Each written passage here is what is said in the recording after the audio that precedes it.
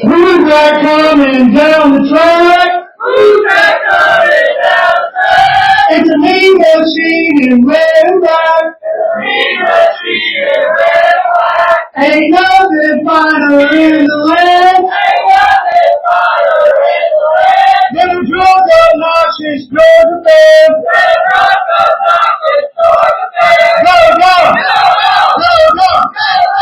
Go, go!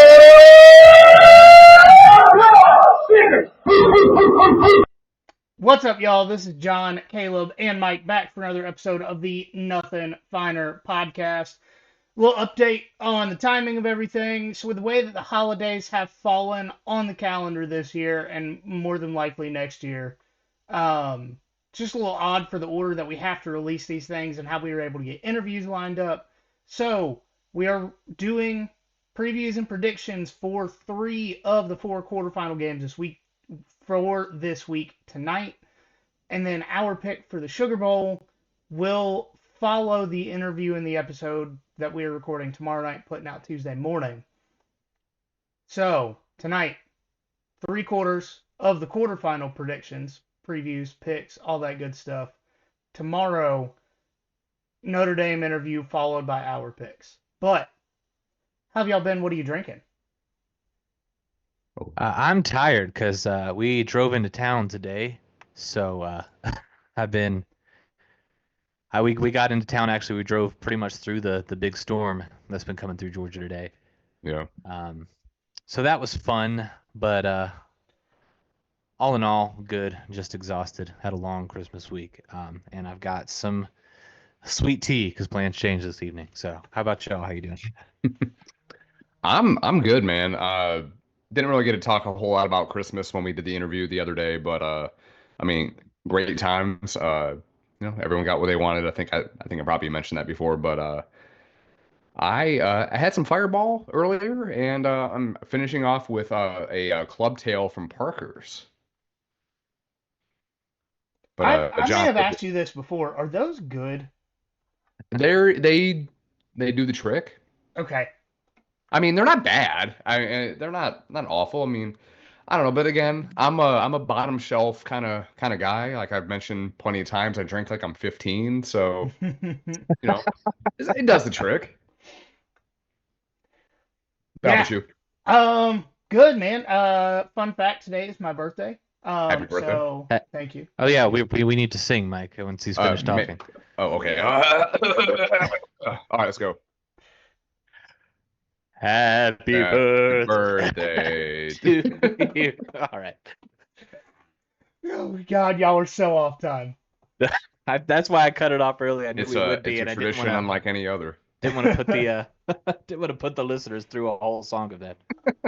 So, after church this morning, we went to Buffalo Wild Wings. I understand a lot of people don't like Buffalo Wild Wings.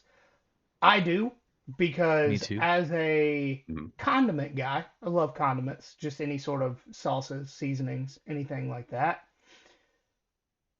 Buffalo Wild Wings has the best wing sauces on the planet. We can actually fight over it if you would like to. Well, which one's the best one? I am a fan of Asian Zing and Caribbean Jerk. They used to have a spicy bourbon honey mustard that was far and away the best one, and then they got rid of it. But yeah, that's for me. When I go to somewhere, especially Buffalo Wild Wings, the wing is a vessel to get the sauce to my mouth. Like I don't. Yeah, feel that. Like if I get fries, I dip my fries in the sauce that's left over on the plate because I care a lot more about the sauce than the fry or the wing. Gotcha. So if you don't like Buffalo Wild Wings, you're just a hater. I mean, yeah. And no one likes you, and your mother probably disowned you without telling you. Fair. I would agree with that, actually. And then we went to the liquor store. I got myself some ASW Fiddler Chin Music, the series they do with the Braves. This one is the Fastball Release number 1. It's wheated bourbon that was secondarily aged in a toasted barrel, which it's a whole other process. I could explain it. I don't necessarily have the time right now, but Dude, this thing tastes like a marshmallow roasted over a campfire, Oh. and it's 100 proof. So Yeah. not not as high as I drink sometimes as far as the proof goes, but I can tell you it would be real easy to put a bottle of this away if you were hanging out and watching football. Hmm. Can confirm that with 100% certainty. No, Wednesday would be a great day to do that. Yeah, that is true. Although Um, you got to wake up Thursday and hop into well, Yeah. work. So. well, you guys Work? might. You Oh, Work? guys. oh, I do.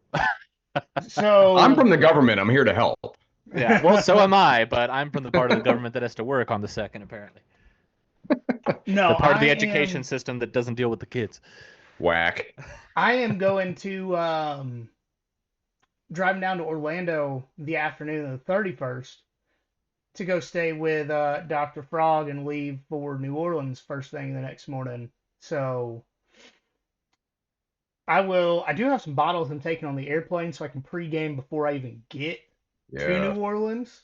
And then me and the friend I'm going with, we're making plans on what we're doing, and I'm trying to talk Candler into going to the casino with me on the second before my flight leaves. So, So is the casino, is that in Louisiana? oh, dude, it's like the heart of downtown New Orleans. Oh hell yeah. I have no Hard idea. I Rock have no Casino, according to Google Maps that I looked at today, is a 23-minute walk from the front door of Hard Rock Casino to the Superdome. Ooh. There we go. Ooh.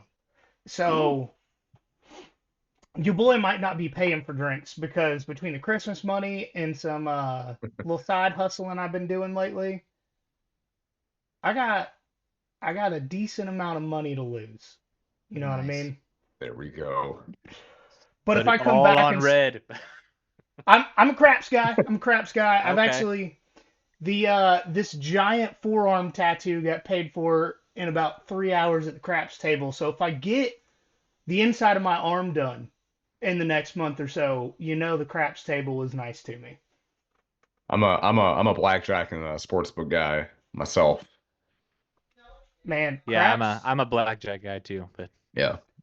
craps treated me right.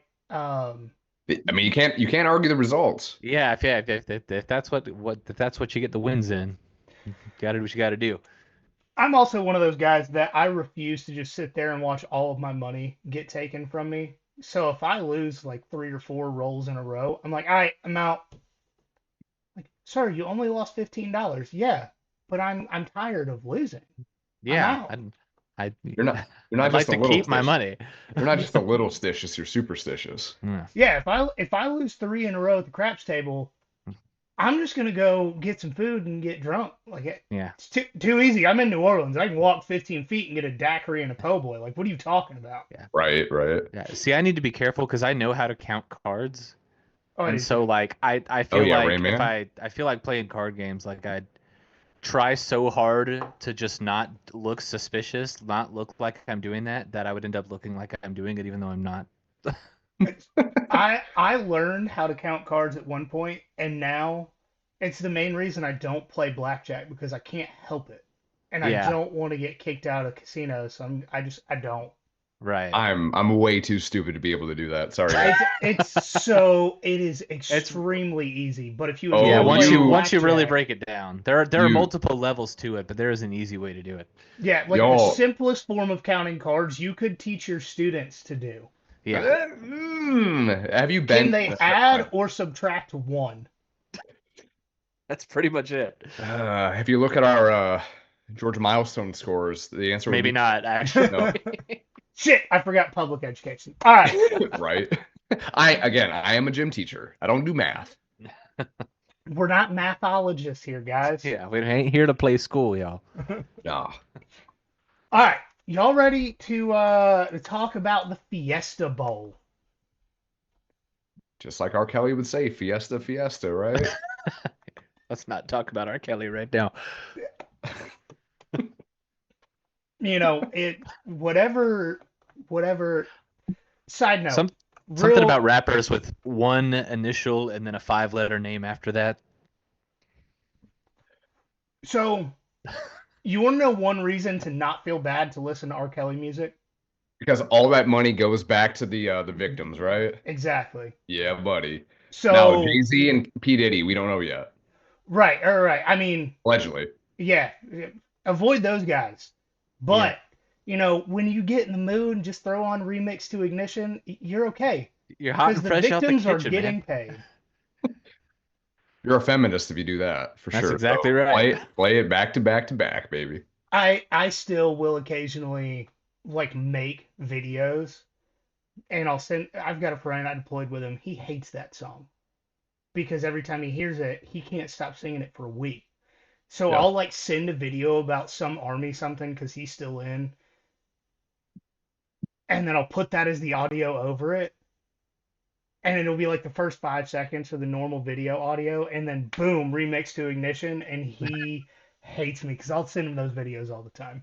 You got to Nice. separate the art from the artist. Yeah, It's the exactly. reason I still listen to Kanye, and y'all can be mad at Yeah. me if you want Hell to. yeah, brother. That's Let's it. go. And All look, y'all trapped in the closet is still. Well, I'm getting ahead of myself. All right. Wait, well, I mean, the first, like, what, 6 chapters? Great. I Yeah. don't know about after that. After that, it kind of jumps the shark. So, but, Look, you know. guys, if I still listen to Kanye and I'm 25% Jew, like, come on.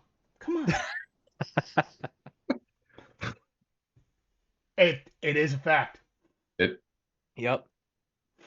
All right, Fiesta Bowl. We are way off tonight. I mean, I predicted this before we got on. You did. So I can tell you for a 100% fact that the line for this game is wrong because it changed between when I wrote this and right now. I'm trying to find the outline for the interview tomorrow for the updated line. If you'll give me just a moment. Penn State 11.5 point favorite, over under 52.5. So I'm going to do my best to break this game down without my bias against Penn State creeping in. I don't know if that is possible. But I'm try. Yeah. So, Boise State, fifth in rushing offense, 6.32 yards per carry. Against teams with a winning record, that goes up to fourth with 6.48 yards per carry. Penn State is seventh at run stop, allowing 3.11 yards per carry. And against teams with a winning record, that drops to 19th with 3.66 yards per carry. Going over to Boise State's passing game, 78th, a.k.a. not good. Yeah. Just objectively not. But I mean, do they need to have a top 50 passing offense with the greatest running back since Barry Sanders in the backfield? Maybe not. It's hard to argue, and the only game they've lost this year was a one possession game to the number one team in the country. Yeah. But that stat does go up 70th when they're playing against teams with a winning record. Penn State, 16th in the country in passing defense, but drops all the way to 42nd against teams with a winning record. Here's where Penn State is truly elite on defense. They get to the quarterback well. If you've watched any Penn State this year, you know that. We had Hifliday on from Addicted to Quack. Great podcast name. Yeah. Such a great name. Elite. 10 out of 10. Elite. 10 out of 10 name. The other day, and you know, I like to think I can glean information from stats based on what I watch and where I can find differences. This dude works in statistics and analytics for like his real job. Like certifiably math guy, so we can trust him. Yes. He said Penn State sucks everywhere but the defensive front and Abdul Carter. And so that makes it a mathematical fact. I would agree with that. We've always said we're not mathologists. He is. Yeah. The mathologist said so. Yeah. But Penn State is tied with Georgia at 16th in sacks with 36 total, averaging 2.57 per game. Side note, Georgia has played one less game, still has the same total number, so their average is a little higher at 2.77 per game. But Penn State drops all the way down to 21st against winning competition with 2.29 per game. That is wild. Georgia is Yeah. 16th in sacks. Yes. That's called Wow. the Jalen Walker effect. Yeah. I was saying like that, and also playing Texas twice, right? Yeah, I was about to say a lot of those came against Yeah. Texas. And Clemson. Yeah. Yeah. Yeah. The 36 on the season, well, I mean, like, I want to dig into it in the offseason to just because rushing the passer has never really been an emphasis in Kirby's defense. Which is wild. Like you would think I don't know. You think But it would be, but yeah, but 36 seems a lot higher than we're used to, even with that 2021 defense. Like right. Yeah. I'm Hmm. planning on digging into that. Yeah. But Penn State is they drop in production, whether it's a little bit or a significant amount, when they play teams with a winning record. While Boise's offense does get better when playing winning competition, I that makes me trust their defense's ability to hold up good on good less. Fair. Going to the flip side, we have Penn State, who is 19th in rushing offense, 5.3 yards per carry against a against competition with winning record. They're still 19th, but that yards per carry number drops to 5.19. Boise That kind State, of that kind of goes with what our guest in the last pod was saying about how they're like super efficient. Mhm. yes. Sorry. Um, Boise State, 22nd in the country at stopping the run, allowing 3.63 yards per carry. Against winning competition, they do drop a little bit to 25th, but that yards per carry number only goes to 3.84. Penn State, 53rd nationally, aka mid, not bad, mid, at passing the ball. The issue here is they've needed the passing game to win some of the games they've been in this year, and it just hasn't been there. Mhm. I mean, we can go into Drew Aller's interception numbers, but in games where he has been forced to pass the ball, he has often passed it to the other team. Not supposed to do that. Yeah. Someone should also tell Carson, especially with him going to the NFL. Hey, guys, the schedule is just wild. We're going to get to everything that's happened over the last month or so after the season, or like maybe Yeah. when we just have 2 games to talk about in a week and not 4 plus, Whatever else is going on. yeah, trying to You watch know what? 5 bowl games on a Friday afternoon. I don't care. Carson's a damn good dog, but we will get into that. For sure. I am a little upset that I still have all these Smart Beck Make Georgia Champs Again t-shirts sitting in my Yeah. closet. Yeah, you know what? Never again. We're not gonna do So that. Never if again. you guys want a t-shirt, we will be reducing the price. Send us a message on Instagram. It's on clearance, baby. Yeah. Honestly, I'm tired of them sitting in my closet. None of them are my size. Mm. So, like, somebody take them. Somebody take them. Yeah. Somebody take him. Penn State's passing game does drop all the way down to 72nd against teams with a winning record.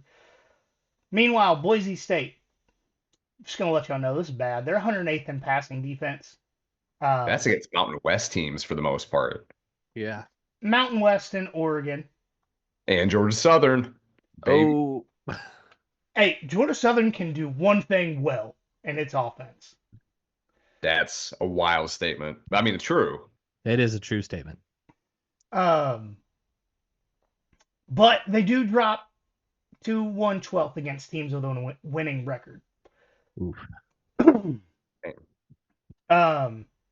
If my voice starts to get rough, guys, I apologize. It still hasn't recovered from the Georgia Tech game, and 2 hockey games a week has just made it worse. And I did not make any tea tonight, so it is what it is. You know, That'll do it. I'm a gritty lunch pail guy. I fight through the injuries. People are saying, man. So once again, defensive production gets worse against winning teams, but in this case, Penn State's offense also drops in production when they play winning teams. I think that's a big factor there because the winning teams that Penn State has played are arguably worse, minus like 3 teams, than the teams that Boise State has played with a winning record. Accurate. Tough argument for some people to hear, but who would you take in a true football game? Georgia Southern or Minnesota? Hmm. That That's a tougher question than I think most people would Mm. like Would- to say, like to think. yeah, I know. That mentally right now it's a push, and I'll get back to you. All right, here's another one. UNLV or Illinois? Oh, UNLV Yeah. is the better team there for sure. Well, I will say Illinois has a defense. Not that they've shown out, but UNLV is right. That's the right. That's the right choice. Illinois has the Indiana problem, but worse. Bingo. Imagine having an Indiana problem.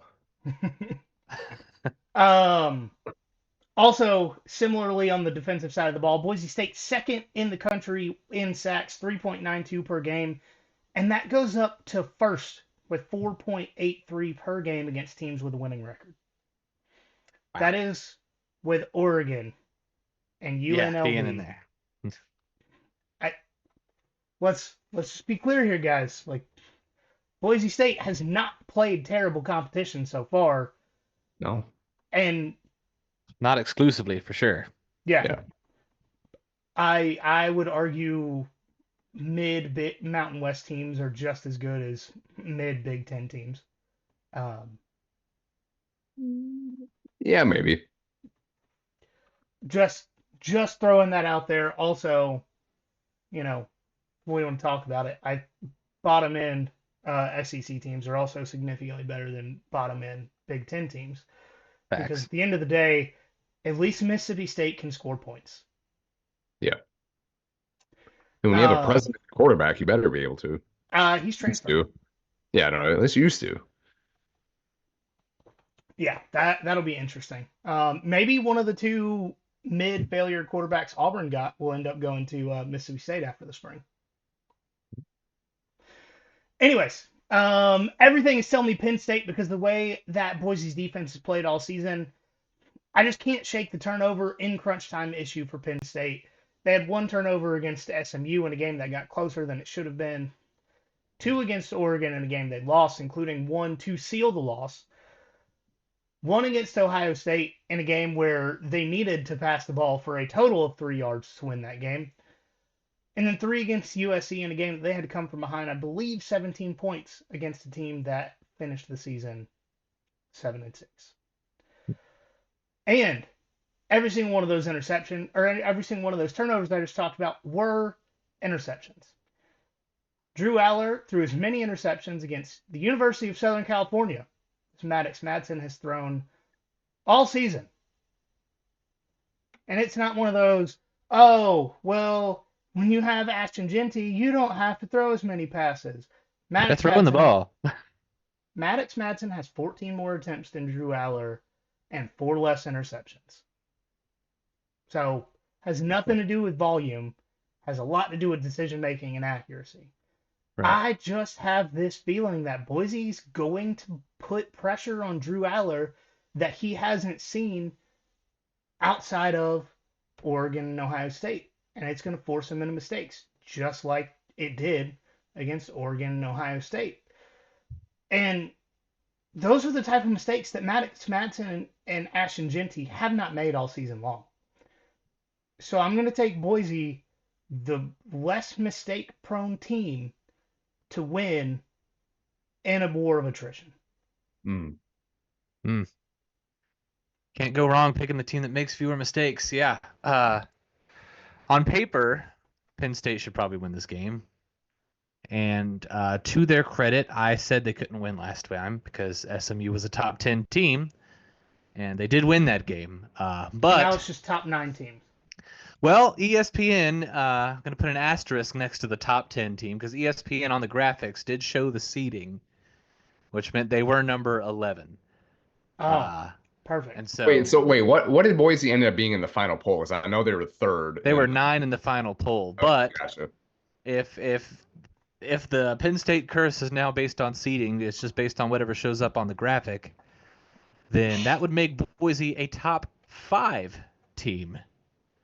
at this point. So based on that logic, I can't really believe in Penn State in this game, can I? You shouldn't. No. Especially considering that top 5 team that they're playing is Boise State in the Fiesta Bowl. There's history here. And so, I mean, I don't exactly believe in Boise either, but I think they play a clean game, and I don't think Penn State does, and really that's all you need in a game like this. All right, so I'm gonna feel dirty with my pick here because I'm with you guys on like all the stuff that you talked about, but with all the crap that we talked about James Franklin and deservingly so, I do think Penn State wins, and I do think they cover. Um, when we spoke to the Veteran Sports Talk podcast last week, he really did convince me that this team might be different than all the other James Franklin teams in Happy Valley. We know that Ashton Genty is, obviously an animal, but like realistically, like how good is Boise State? I know they played Oregon and UNLV twice and beat UNLV twice and lost to Oregon, obviously. But Georgia Southern did have a fourth quarter lead early in the season against Boise.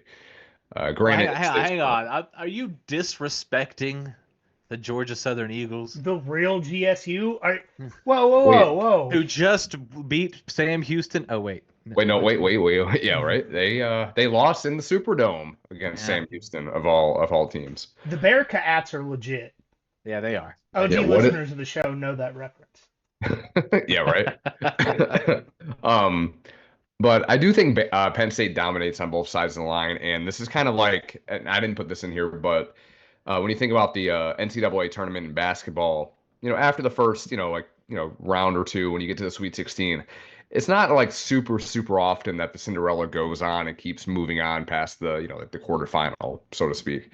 And I think that since ESPN is running this, at least the rest of the games, they're not on TNT, that they really want Penn State to win this game. There's something's going to happen that shouldn't happen. And I do think Penn State's going to handle this pretty easily, unfortunately. I'd rather Boise State win by all means, but I do think Penn State's going to bring the Big Ten to at least the semifinal, or at least get 2 teams to the semifinal because 2 of them are playing after that next day.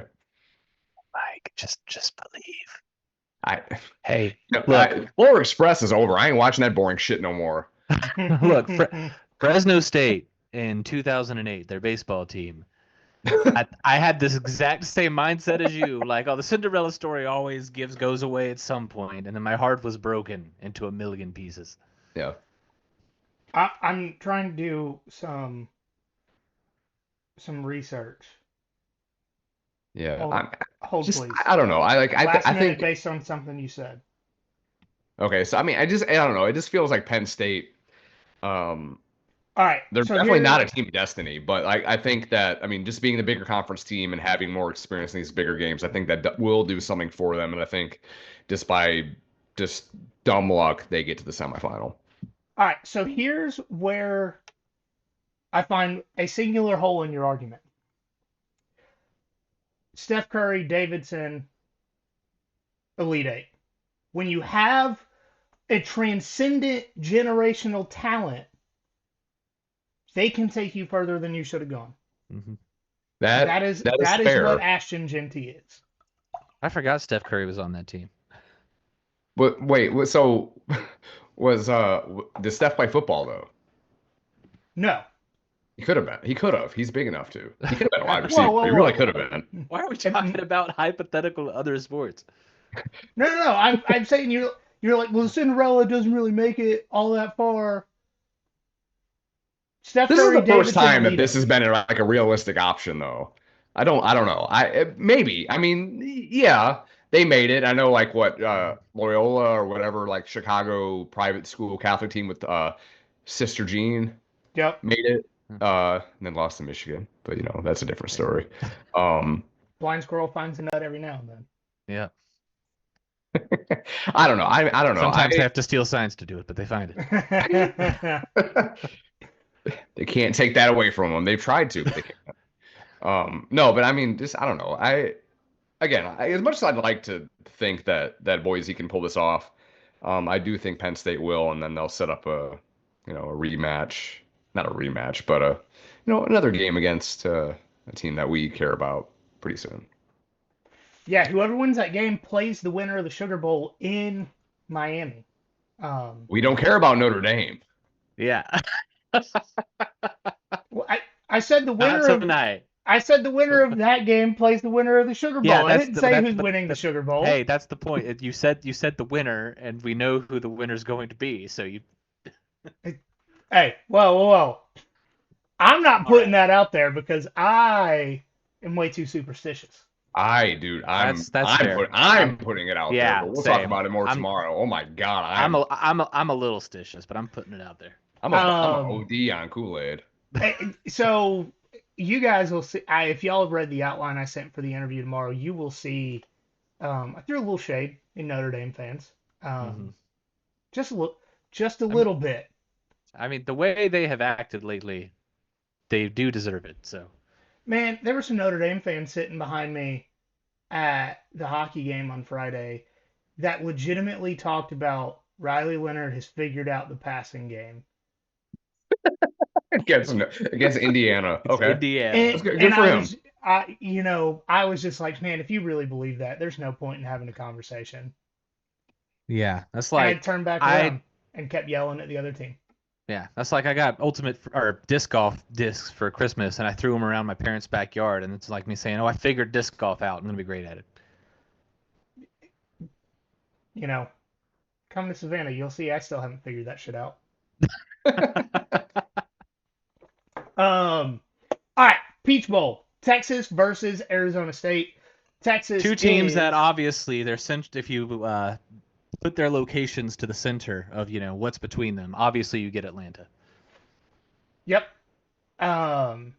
They really need to figure out bowl locations because it's getting a little wild. Well, I mean, the Sugar Bowl has to have the SEC, and so and the Orange Bowl has to have the ACC probably, although they don't this year because the ACC didn't get the bye. But what does that leave you with? Semifinal game this year.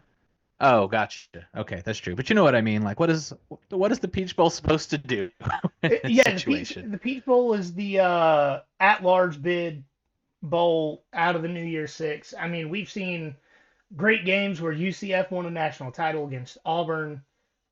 We saw the NCAA change a rule because of what Kenny Pickett did at Pitt, and it wasn't trying to throw or pump fake with a glove on and losing it. Kenny Pickett single-handedly blew out the Cowboys today. So hopefully that one hand was his right hand because nobody should trust him throwing the ball. Or wasn't his right hand. Anyways, Texas versus Arizona State, Peach Bowl. Texas 12.5 point spread, over under 51.5. So I got way too many tabs open. All right, here we go. I got the new spreads pulled up in one tab, an entirely separate window. So trying to figure it out, not the easiest. Everything we've heard about Texas since the SEC title game is about how good their defense is. And a big part of that is because Quinn Ewers and the offense cannot help but look incompetent against the University of Georgia. Yeah. Just kind of is what it is. That's tough. Yeah, that's the same defense that let Clemson well back into a game and tried to give it up if the refs were not in Texas's favor so much. But Texas defense has been good for the most part until they face better teams, which they haven't really faced very many great teams this year. They faced 4 teams with a winning record, 2 of those being Georgia. So, yeah. One of those being Vandy. Oh my! Shout out Vandy, baby. Okay, regular season, 7 or more wins is what we're talking about when it comes to winning team here. So, anyways, Texas 10th in the country in rushing defense, 11th against teams with a winning record in the regular season, 2nd at stopping the pass, 4th against teams with a winning record. In total defense, they're 3rd in regular and against winning records, those don't sound like bad drop-offs. They really don't. But when you calculate that with teams that have at least 10 wins, it's a total of 3 games, 2 against Georgia, 1 against Clemson. They're averaging 324 yards allowed per game, 46 more yards per game than they have allowed all season. They allowed 30 points to Georgia the first time, 22 the second time, 24 to Clemson. Those are the 3 highest point totals they've allowed all season long. Arizona State is by far the best rushing offense that Texas will have played this season. Carson Beck individually had a total of 4 turnovers against Texas. Sam Leavitt, quarterback for the Arizona State Sun Devils, has a total of 5 for the entire season. I spent most of the day trying to talk myself into Arizona State winning this game. I just don't think I can do it. I want them to win. I want to be wrong. I would be happy with Arizona State losing by 2 or 3. Just proves that what I have felt since I've started talking about this game, which before the Clemson game I was talking about Texas potentially versus Arizona State because of how Texas rush defense hasn't performed against better teams. Mm-hmm. I think Arizona State has a chance. I just don't think they can do it. I don't have faith. It's primarily their defense that I don't trust. I know what they did to the same Iowa State team that just beat the hell out of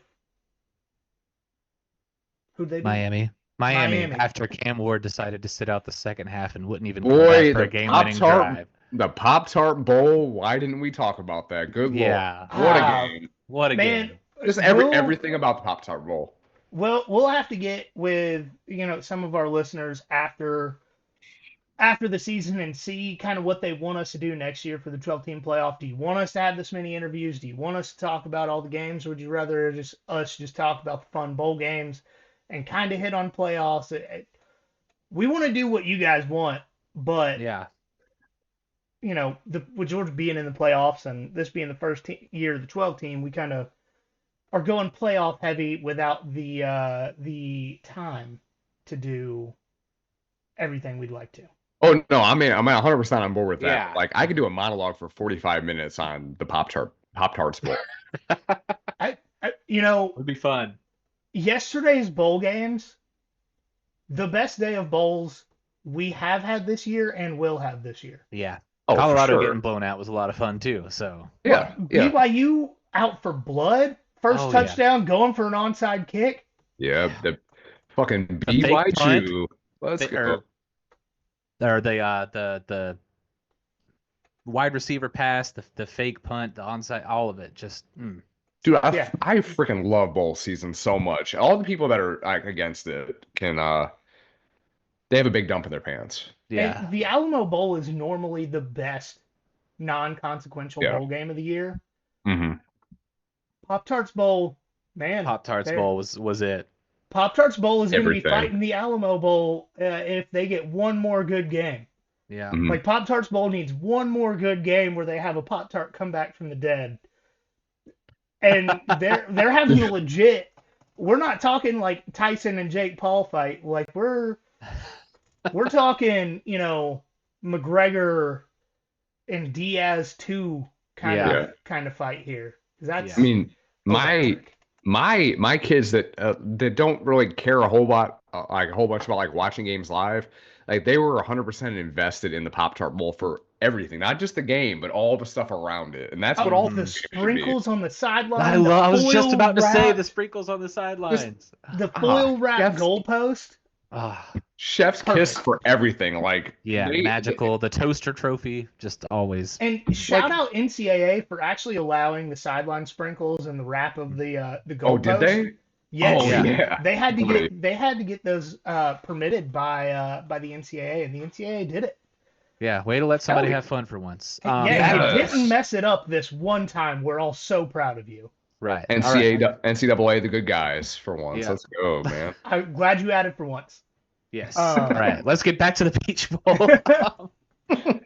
I have been spending weeks personally trying to convince myself that Arizona State has a chance to win this game and catch Texas off guard.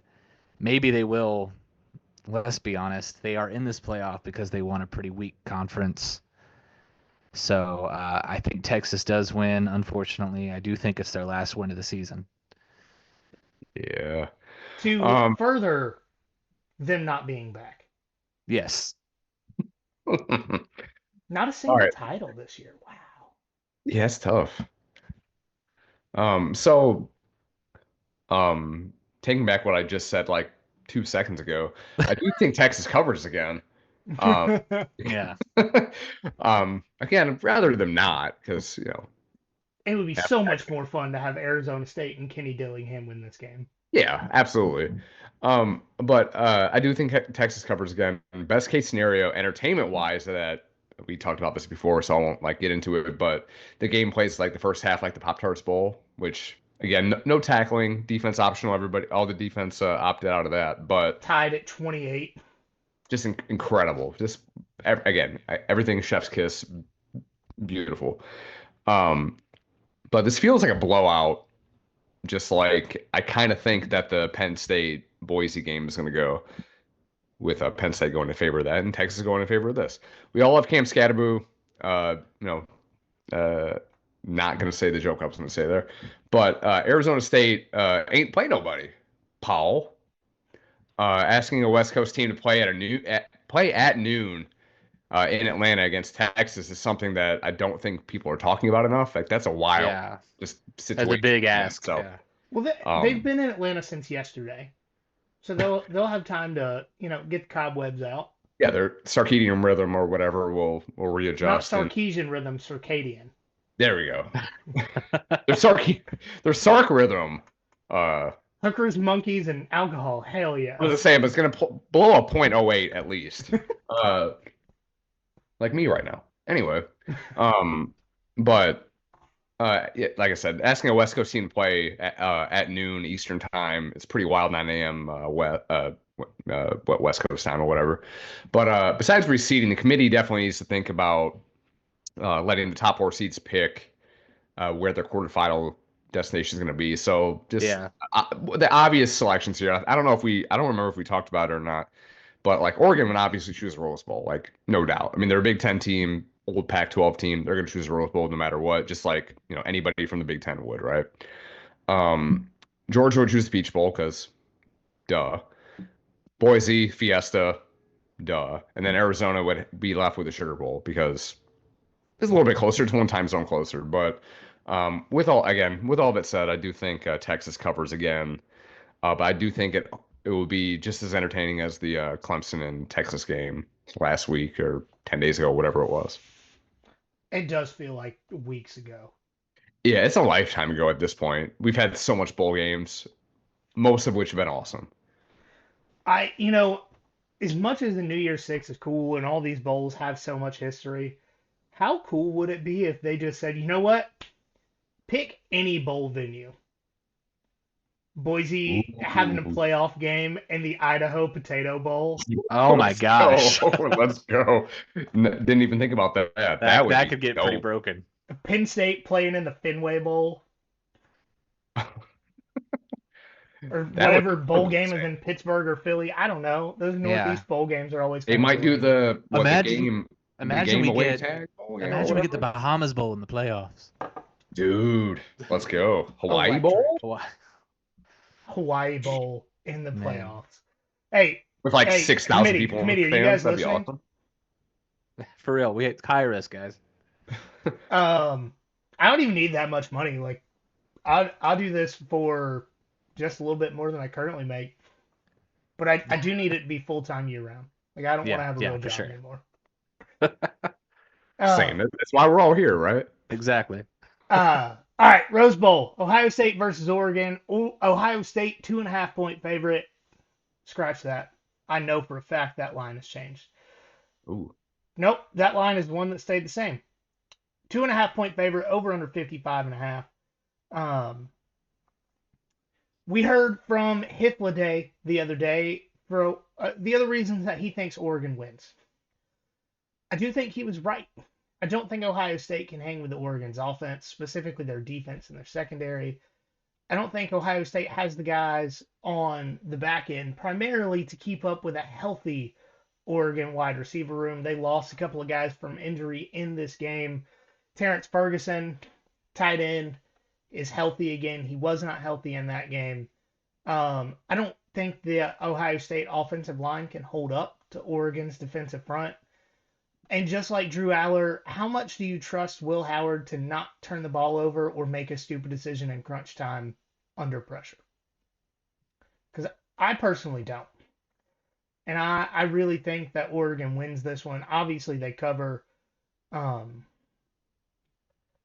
sneaky, barely over. Because I think both defenses have gotten better since the season has started. Mm-hmm. Caleb, you might want to go first. I'm honestly, I'm Okay. excited. All right. Well, I mean, if you're just gonna, based on your notes, you can just go ahead, because I've got stuff to say that might go in another direction. Okay, so I agree with everything that John said. I do hope that we get another Rose Bowl Classic, which we've had a lot of lately. For certain, like this is one bowl game I'm not betting on because I don't have a good feel for it. And I mean, all day I've been thinking that I think Ohio State's going to win this game. Uh, as much as that pains me to say, like it feels like they have the ability to do so, which they do. They have a excellent roster and all that. Coaching is, or at least the head coaching wise, isn't something that you would hang your hat on. But I will say I do think Oregon's going to win this game. I want Oregon to win this game more than anything. I do think they cover as well. I mean, 2.5 isn't really, make or break. If I were to bet on this game, Ohio State is favored. Oh, that's fine. Oh, I mean, okay, so yeah, no, my bad. I misread that totally. Or no, Oregon. Okay, so I would take Oregon money line in this, even though it's going to be tough. Like I said, I hope it's a classic Rose Bowl game at that 5 o'clock window, and hopefully it doesn't go to overtime because I don't want to stay up until like 2 o'clock in the morning watching Georgia and Notre Dame. Yeah, that's the one thing. I got to go to work the next day, guys. All right. Hey, whoa. My hotel checkout is at 10 a.m. the next morning. So Yeah, that's totally the same thing as going to work at 7 o'clock. Yeah, thanks. Well, how long am I going to be sitting outside of the Superdome waiting on an Uber? That's fair. Okay. Yeah. I do get to just as soon as the game's over, turn it off and go to bed. Oh, it'll definitely be mimosas with breakfast the next day. 100%. Yeah, let's go. Yeah, I might do it too. Aaron the dog. Let's go. All right. I do want to say I'm really glad we get a nice traditional Rose Bowl matchup here. With what happened to the Pac-12 and the playoff format, we really could have had any number of matchups here. So it's just nice to get an old school Rose Bowl game here. Tennessee could have ruined that, and then they didn't. I will say I agree with pretty much everything that has been said on this podcast about this game, including the interview the other day. Oregon's offense is definitely elite. They seem like the better team on paper. They win the position-on-position matchup almost everywhere, except the secondary against the Ohio State receivers maybe, but the Ohio State receivers are relying on Will Howard. And that's tough. Yet, I just can't shake the feeling that Ohio State's winning this game, and I feel dirty saying that. Sorry, I just had to puke. Yeah, understandable. To be honest, I want to as well. I can't shake the feeling that we're seeing them in the final. No. I know. I've said all season, these two teams, Oregon and Ohio State, in a rematch, Ohio State is going to win, and they're going to do it on their way to a date with Georgia for the national championship. And I just still have that feeling in my gut. I don't like it, just because I don't like anything in the state of Ohio, and I love Dan Lanning. But, do I change my mind at the last second just out of hatred for the Buckeye? No. Okay. Ohio State wins this one. I hate it. There is one thing about Ohio that I do like. Say something nice about Ohio. Cedar Point. their amusement park in Sandusky, which is like 2 hours away from Detroit. Best amusement park in the country. I don't care They have what's else. It's they have a it, it's city named incredible. after they have a city named after Jerry Sandusky. I mean, that's all that you got to know about Ohio. I have one nice thing to say about Ohio. The best thing to come out of Ohio is I-77. Oh yeah. Well, I Yep. mean, the state with the most astronauts is Ohio It's because because they're they all trying want to to get the fuck leave. out of there. Yeah, they all want to get Yeah. out of there. Yeah. I will say too, Noah Ruggles, I believe, came out of Ohio, and I like him a lot. So Dude, he's a hero. he is a hero in the state of Georgia. Do you think he would come on? No, not a Ooh. chance. Let's talk about this. Slight chance. Slight chance. We got to dig into it. Let's We got give it a to. shot. Even You if we miss have 100% to, of the shots you don't take, yo. even if we have to Yeah. pay to get verified on Twitter to send him a message, it's worth it. Yeah, the $9.99 it would take for the month. Yeah, Yeah. let's go. I mean, around my house, he's known as Saint Ruggles,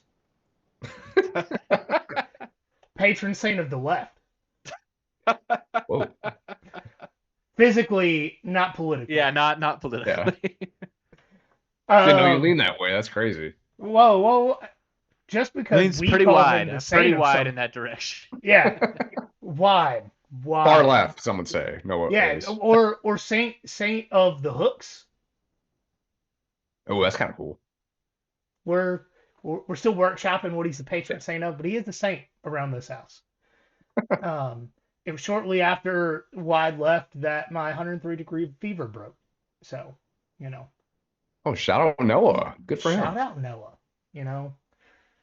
He's a doctor now, apparently. Is he? Good for him. Oh, I was just saying Good after for- that game, he cured me of whatever. Oh. All right, guys, best bets. I think we all have multiple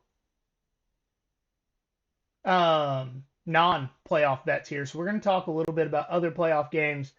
But first, I have Alabama and Michigan over 43.5. First off, that is an extremely low over-under for a bowl game. But second, they both have a lot of transfers and injuries on both sides of this game, specifically on defense. So Alabama, starting running back Devontae Smith, not the Heisman, apparently a guy that's not good enough to play there. He's out of this game. Defensive lineman opting out of this game to transfer.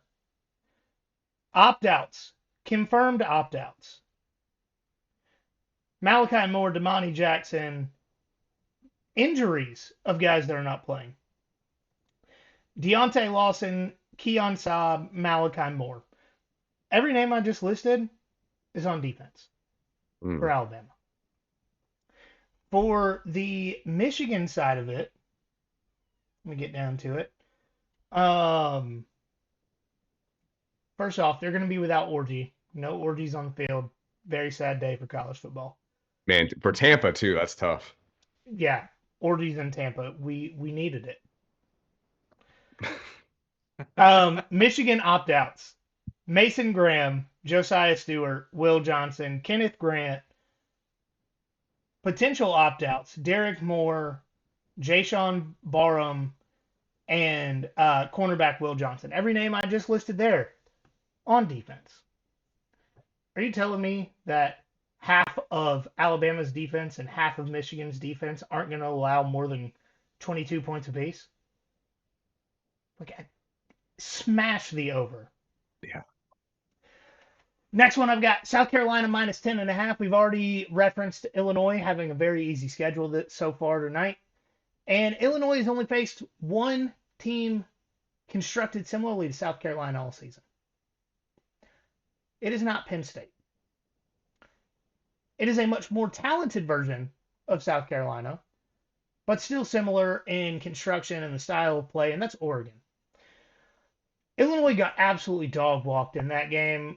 South Carolina minus 10.5 in a game where everybody but Rocket Sanders and Kyle Kennard are playing. Dylan Stewart feast game.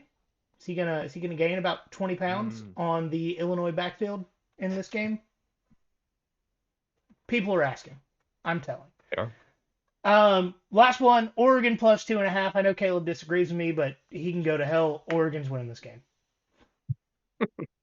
Or All right. should have said he can go to Ohio, same place. I mean, not an argument out of me. So for me, I got 3 as well. Iowa, Mizzou under 40.5. Lots of opt-outs and injuries on both sides. Feels like it could be a Cotton Bowl type game from last year with Ohio State and Mizzou. With Mizzou, they don't have Luther Burden, but they do have Brady Cook as of now. We'll see if that holds. But Iowa is allergic to offense, and Mizzou, if they don't have Luther Burden, I don't know what they're gonna do. So I feel good about the 40.5 under for that game, and I don't think anybody in their right mind's gonna watch this game, and I don't blame you. Yeah.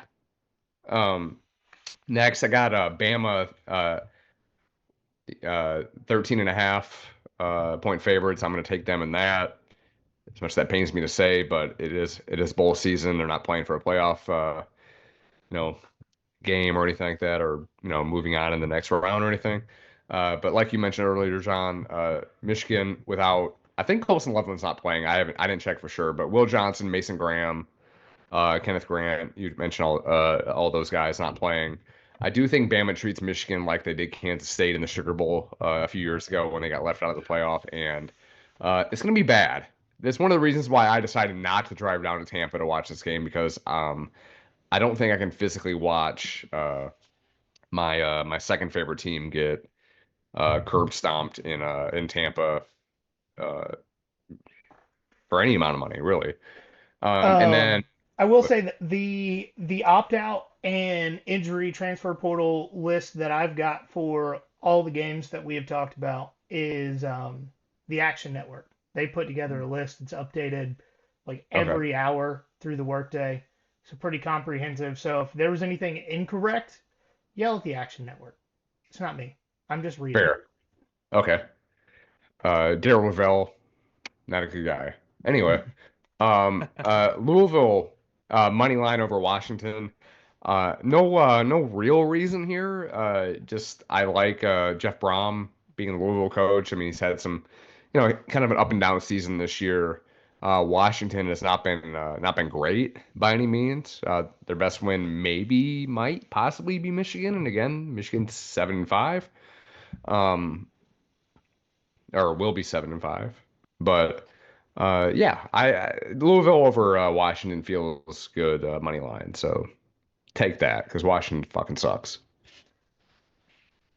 Yeah, can't disagree with that. So I have put. I still think Mizzou is gonna cover 2.5 against Iowa, just because they're Iowa. Well, does Iowa score? That's no 0 points. It's going to be 3-0. Just as God intended.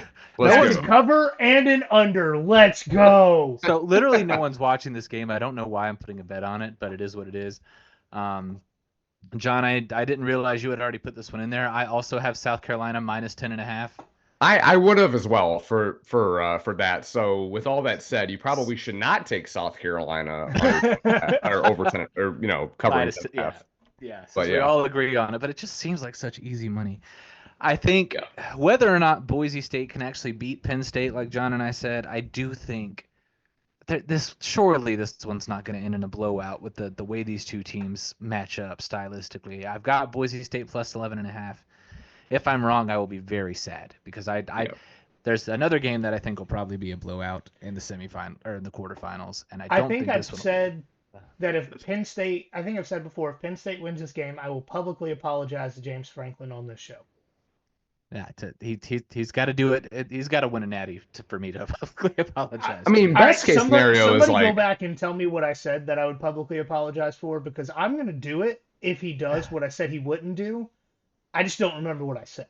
Fair enough, because I was gonna say, like, if because you don't want to come on here if we're previewing, say, Penn State versus Georgia, and then Georgia wins like 65-7, and then you'd be like, oh well, I guess I have to take back my apology now. Wait, when did that happen in a playoff? Yeah, I don't know. Just the number just came to me out of thin air. I'm not sure where that happened.